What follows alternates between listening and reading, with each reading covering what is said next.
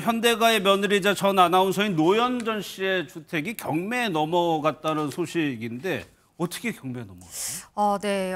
이 정대선 씨와 노현정 씨가 결혼을 2006년에 했었는데요. 이때 이 결혼식이 굉장히 화제였습니다.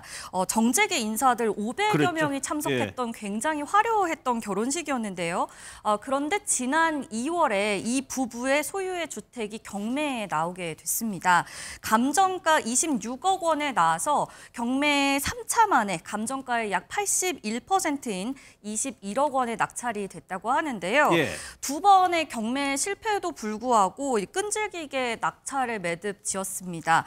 꽤나 좀 절박한 상황이 아니었나 이런 상황입니다. 3차까지 갔다는 건 1, 2차 때는 낙찰이 안 됐다는 얘기잖아요. 네, 맞습니다. 당초 감정가가 26억 9천만 원이었는데요. 1, 2차 경매에 응찰자가 없어서 지금 결국 3차까지 가게 됐는데 3차 경매 같은 경우에는 최저 입찰가가 17억 2,160만 원에 시작이 됐고요. 14명이 이제 입찰에 참여를 했고 21억 8,999만 원에 낙찰이 됐다고 합니다. 그래도 뭐 현대가라고 하면 우리나라의 대표적인 재벌가인데 왜 이렇게까지 그렇게 사정이 조금 어려웠을까요? 네, 이 사정이 역시나 이 돈이 가장 큰 문제가 아니었을까 하는 생각이 드는데요. 정대선 씨 같은 경우에는 2008년 건설 IT 기업을 창립하면서 건설 사업을 확장해 가다가 지난 2023년 부동산 경기 악화로 인해서 자금난에 부딪히게 됩니다. 이로 인해서 20억 원 가량의 채무가 발생하게 되는데요. 이를 갚지 못하자 은행 측이 정대선 씨 명의의 부동산을 가압류하고 이 강제 경매에 이르게 된 겁니다. 기업 회생을 신청했다고 하는 거는 기업이 파산 수준에 이르렀다는 건가요? 어떤 거죠? 기업 회생을 신청했다고 해서 바로 파산에 이르는 건 아닙니다. 이제 회생을 신청을 할 만큼 자금난은 심각했다라는 겁니다. 그럼에도 불구하고 기업 가치가 그러니까 회생할 수 있는 가치, 존속을 시켜야 할 만한 가치가 있는 회사에 대해서 이 회생 신청을 하게 되면 법원과 채권자들이 채무 조정이라는 것을 해서 이 회사가 계속 운영이 될 수 있도록 여러 가지 채무 조정, 채무 감면 이런 것들을 통해서 운영이 될 수 있게끔 도와주는 겁니다.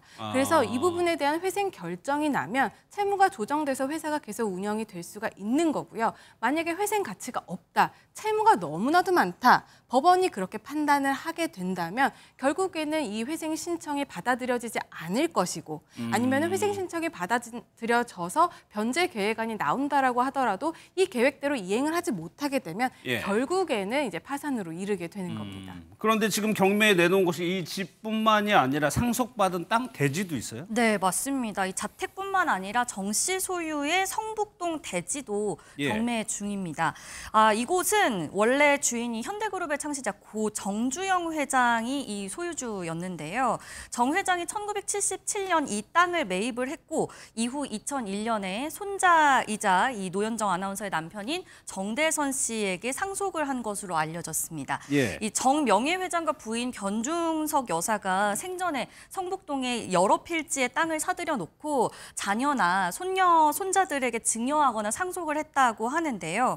어쨌든 이 땅도 이 할아버지에게 받은 땅인데 이 땅까지 경매에 내놓게 된 겁니다. 이 땅은 앞서 경매에 이 낙찰된 주택보다 더 고가의 감정가를 받았는데요.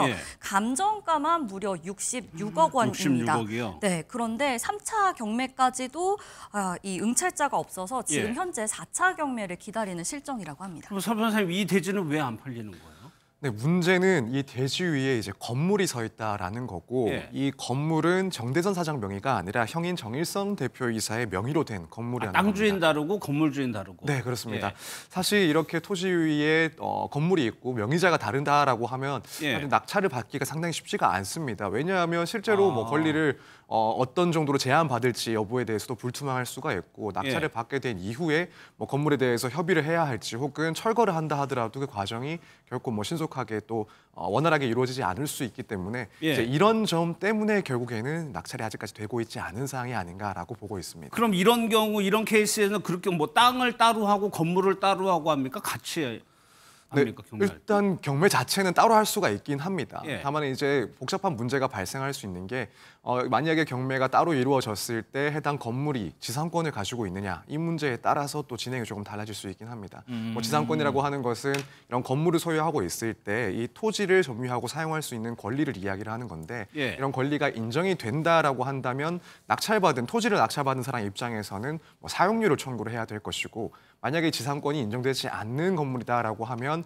뭐 추가적인 협의를 하다가도 뭐 마지막에 가서는 건물에 대해서 철거를 요구를 할 수도 있는 그런 상황이 발생할 수가 있습니다. 그래서 이 경우에 따라서 조금 진행되는 과정이 달라질 수가 있습니다. 이게 3차, 4차 이렇게 경매가 진행이 되면 감정가가 자연적으로 떨어지는 그 비율이 있는 거죠? 예, 그렇습니다. 일단 우리가 보통 경매를 시작을 하게 되면 해당 부동산에 대해서 감정평가를 하고 그 부동산의 가치를 매기고 최저 입찰가를 매겨서 이제 경매를 시작을 하게 됩니다. 그러면은 맨 처음에 이제 그 최저 입찰가 이상의 어떤 응찰자가 있으면 이제 낙찰을 받는 건데 만약 응찰자가 없거나 아니면은 뭐 최저 입찰보다 더 밑에 금액을 쓰게 되면은 이제 차수가 2차, 3차 이렇게 되는 건데요. 이렇게 뭐 입찰이 안 된다고 하면은 차수마다 직전 차수의 최저 입찰가보다 20% 내지 30%를 내린 가격으로 법원이 이제 차수를 진행을 하게 됩니다. 그러니까 유찰이 많이 되면 많이 될수록 맨 처음에 감정평가된 금액보다 현저히 낮아지게 되는 거죠. 그렇죠. 지금 이 해당 부동산 같은 경우에도 감정평가는 66억 원 정도가 나왔지만 지금 4차 경매에 있어서의 이 최저 입찰가는 지금 34억 정도라고 합니다. 알겠습니다.